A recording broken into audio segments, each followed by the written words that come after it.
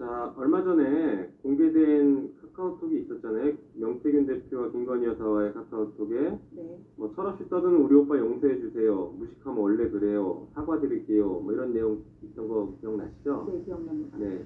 아까도 오빠가 윤석열 대통령으로 알고 있다라고 했는데 여기서 말하는 오빠도 윤석열 대통령으로 혹시 이해하고 계신가요? 네, 저는 윤석열 대통령으로 이해하고 있습니다. 네. 왜 그렇게 판단하신 근거가 있으세요? 친오빠하고는 명태균 대표하고는 소통을 잘 안 했던 걸로 저는 들어서. 아, 그래요? 네, 실제로 명태균 씨도 처음에는 윤석열 대통령인 것처럼 얘기를 했다가 최근에 갑자기 입장을 좀 바꾼 것 같아요. 네, 보셨죠? 네. 네. 원래 그렇게 입장을 자주 바꾸는 편입니까, 그분이? 웬만히 잘 안 바꾸시는데 네. 뭔가 다른 압력이. 감정이 변동이 되지 않았을까라는 네. 생각에. 지금 수사도 받고 있고 윤석열 정권에 세게 한번 들이받았다가 뭔가 압력이나 화해 제스처들이 들어왔을 가능성이 있다라고 보시는 거예요? 네, 저는 그런 게 있다고 봅니다. 네, 그럴 것 같습니다. 자, 미공개 여론조사들에 대해서도 녹음 파일이 나왔어요. 네. 기억하시죠? 네. 그 미공개 여론조사는 대통령에게 직접 보고가 된 것으로 알고 있나요? 네, 저는 윤 대통령에게 그때 당시 후보 당시 후보죠. 그때 보고된 걸로 알고 있습니다. 네, 당시 선거 기간에 네. 보고된 것으로 알고 있죠? 네네. 네, 그거는 명태균 씨에게 들었어요? 네, 명태균 씨가 저한테 이제 녹취에도 들어보면 네. 윤석열 총장한테 후보한테 네. 보고해야 된다. 궁금해하니까 빨리 자료 만들어 달라. 네. 하기 때문에 저는 윤석열 대통령 저 후보한테 보고가 됐다라고 생각하고 있습니다. 당시 그러니까 명태균 씨가 윤석열 후보에게 어떤 방식으로 보고한 것으로 알고 있어요? 뭐, 신문료도 가지고 갔었고 네. 그 나중에는 카톡으로 제가 보고서를 드리면 네. 전달을 해서. 카톡을 전달하는 방식으로. 네네네.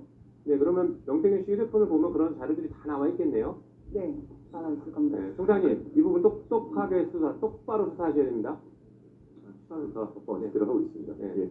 방금 드린 얘기 똑바로 수사하셔야 됩니다. 네. 네, 또 더 말씀하실 게 있으세요?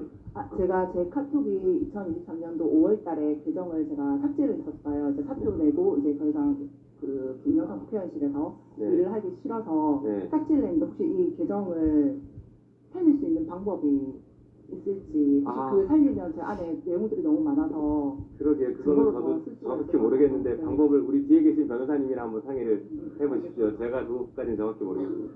자, 그리고 그때 미공개 여론조사가 사실 여론 조작들이 있었잖아요. 네, 그렇죠. 네. 그러면 윤석열 대통령한테 보고될 때, 후보에게 보고될 때 그 여론조사가 조작된 조사였다라는 것을 얘기하면서 보고한 것으로 알고 있나요? 아니요. 조작했다라는 내용으로는 보고를 한 적이 없고, 네. 저한테 이제 지시를 할 때 일부적으로 이제 이거 데이터를 좀 손을 대라, 네. 조작을 해라라는 지시는 있었습니다. 했고, 그러면 실제 윤석열 대통령한테 보고할 때는 조작했다고 보고했는지 아니면 그냥 보고했는지까지 정확히 모르시는 모릅니다. 거죠? 네. 자, 그리고 이거 하나 더 질문 드릴게요. 명태균 씨가 거래한 후보자 혹은 의원들이 25명 정도 있다고 하는데 이분들 명단 혹시 알고 계십니까? 공개할 수 있습니까? 나중에 제가 따로 제출하겠습니다. 제출하시겠습니까? 우리 네. 법사위에 제출해 주시겠습니까? 네네. 네, 혹시 오늘 중으로 제출 가능하십니까? 네네, 알겠습니다. 네. 제출하겠습니다. 예, 감사합니다. 그러면 꼭 제출해 주십시오. 네. 네. 그리고 미공표된 여론조사가 26차례 정도 얘기 나왔는데 그거보다 혹시 더, 23차례. 네, 혹시 더 많이 있는 게 있나요? 지금 언론에 알려진 것보다 더 많은 여론조사가 혹시 있었나요? 대선조사 말씀하십니까? 네네. 대선조사는 더 많이 넣었고. 지금 언론에 알려진 정도가 다인 것 같아요. 공소조사하고 네. 그 자체조사에서 총 81회 네, 진행됐습니다. 알겠습니다. 혹시 그 여론조사 결과는 김영선 전 의원에게도 보고하셨나요? 아니, 보고한 적 없습니다. 그래요? 그럼 당의 다른 쪽에 당의 다른 당직자나 다른 기관에 보고하거나 전달한 적은 없습니다. 오로지 지금 명태균 대표를 통해서만 네. 전달이 되고 보고가 됐다. 네네. 그러면 그 보고서를 받고 윤석열 당시 후보가 명태균 대표에게 뭐 잘했다, 뭐 잘못했다, 뭐 이런 칭찬이라든가 격려의 말을 해줬다는 걸 들은 건 혹시 있어요? 흡족해 한다라는 말씀을 한번 한 적이 있고, 뭐 그에 대해서 뭐 이렇다 저렇다 얘기 따로. 후보가 흡족해한다 보고 받고서 혹시 그 보고가 김건희 여사 당시 대통령 후보의 배우자에게도 전달됐다라는 건 들은 적이 있으세요? 그것까지는 그건 정확히 모르시고요. 네, 알겠습니다. 앞으로도 계속 용기 내서 말씀 주시고요.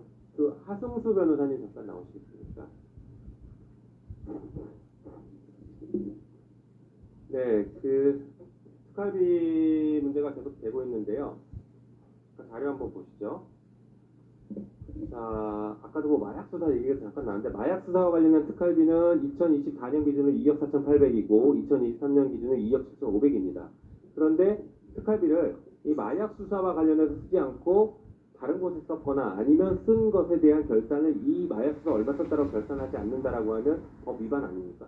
그렇습니다. 그 특수활동비는 용도가 매우 제한되어 있는 돈이기 때문에 네. 용도 외로 사용하면은 업무상 횡령이나 특가법상 국고손실죄에 해당될 수 있습니다. 네.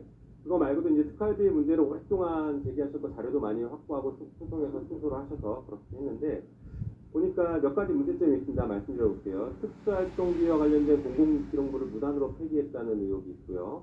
실제 확인하셨지만 예, 뭐 목적이나 용도에 맞지 않게 특활비를 오남용했던 것, 그리고 현금 저수지를 조성해서 그러니까 불용액을 영원으로 처리하면서 현금 저수지를 조성했다라는 것도 직접 확인해서 밝혀내신 거고요. 그다음에 정보공개 청구 소송 당시 특수활동비 자료 부존재라고 하면서 법원에 허위 답변을 했습니다.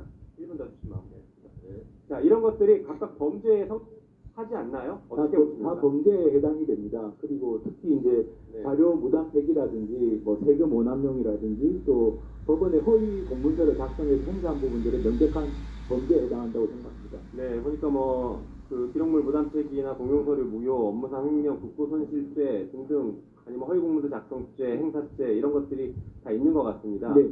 혹시 여기에 대한 법적 조치를 취한 것은 있으신가요? 지금 이제 자료 무단 폐기 같은 경우는 고발을 했는데 네. 검찰에서 불기소 처분해가지고 지금 대검찰청에 재항고 사건이 예. 대리 중에 있습니다. 자, 우리 지금 옆에 계신 검찰총장, 신부장 검찰총장도 이 특활비 문제에 대해서는 자유롭지 못한 분이에요. 실제 법무부의